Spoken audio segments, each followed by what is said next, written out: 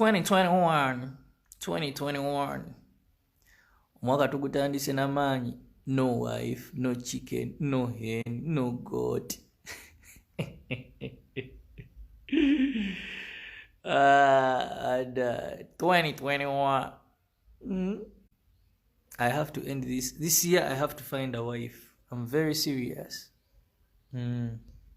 Yes, ku Projan Media TV tukwebaza yonna gy'osinziira okubanga ku mukutu kw'oli, ne nkugamba nti weebale kusubscribinga, weebale kuyingira mwaka mupya 2021. Wow, tubeebaza yonna gye musinziira, abatuwagidde ku Projan Media TV, abantu baffe abasubscribinga. Yes, we don't take you for granted.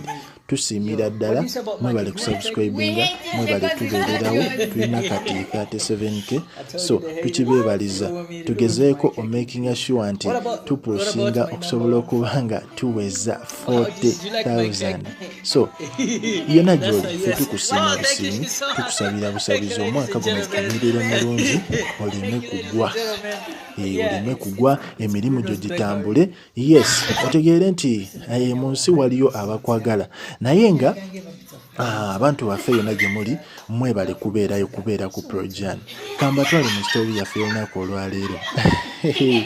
Omwaka nga gutandikidde maanyi olw'ensonga nti omukyala amanyiddwa nga Faridah Nakazibwe. Faridah ono yalina babbaabe emabegakaawo leeta be yasuula.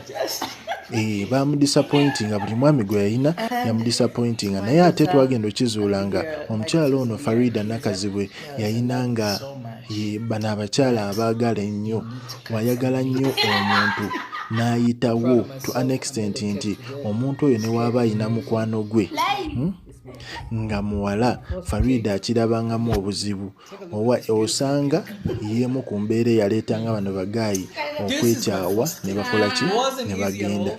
Naye mu mbeera y'emu omukyala ono Faridah Nakazibwe yasobola okubanga ayingizaawo omuntu amanyiddwa nga Bruno K.